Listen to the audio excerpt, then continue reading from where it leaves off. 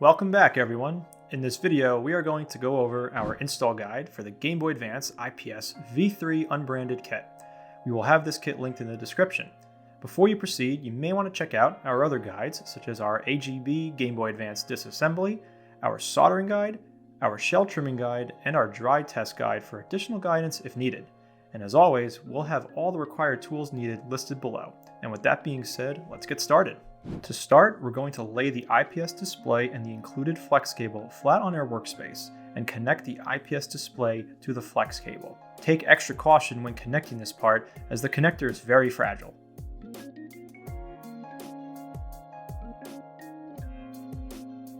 Next, look at the main board to determine which of the included FPC cables you'll need to use.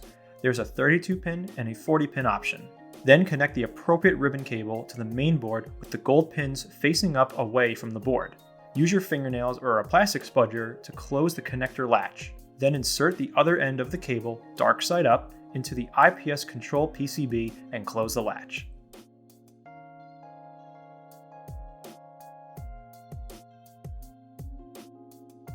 Next, we're going to run a dry test with the LCD.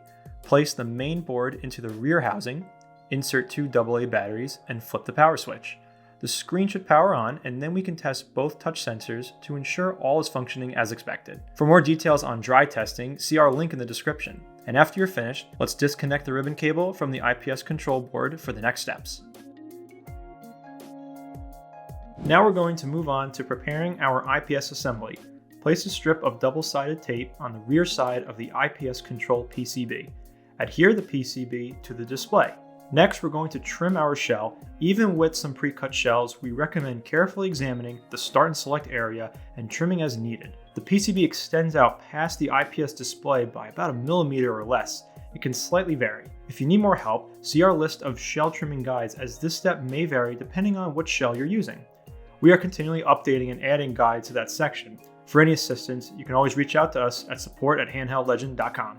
Moving on to our screen adhesive and alignment, we can optionally apply the adhesive for the display. This may make future adjustments difficult or impossible to do without damaging the IPS display. For this reason, we recommend other methods such as Kapton tape to hold the display in place. Remove the protective film from the IPS display. Install the alignment spacers along with the IPS display assembly. The IPS should sit flush against the right side of the housing, with the thinner alignment bracket sitting on the left-hand side.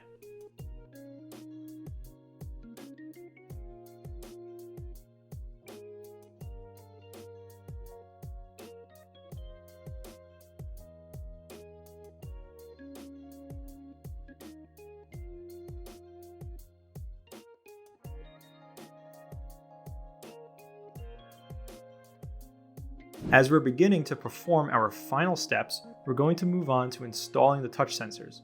Peel the adhesive on the copper foil for the uppermost touch sensor. Install it on the far left of the shell cavity as shown. Route the wire away from the display cable cutout, as this can cause the sensor to activate on its own. Perform the same step for the lower touch sensor. Install this sensor anywhere along the lower half of the console. With our touch sensors installed, we can install the main board and insulate the IPS electronics. Install the ribbon cable from the main board to the IPS control PCB. Install the insulating film over the IPS control PCB and use additional Kapton tape as needed to secure the IPS panel and insulating film into place.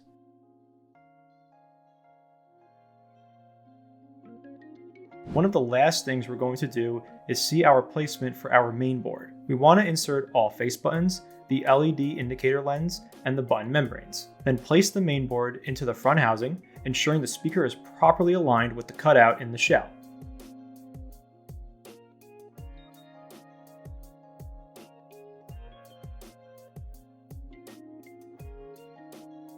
And install the 3 J1 screws to secure the main board.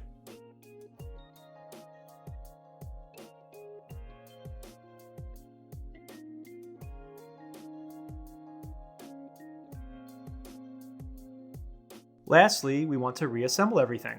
So let's install the power switch, shoulder buttons, and rear shell. Do not screw anything together just yet. Install the batteries and power the device on. At this point, you should see the display light up. If your display is not working as expected, carefully inspect all the connection points and try it again. We can control the brightness of the IPS kit by touching the lower portion of the screen area. You can change the color mode by touching the area above the screen. If you perform the soldering steps, you can also control the brightness by holding select and pressing either L or R to increase or decrease the brightness.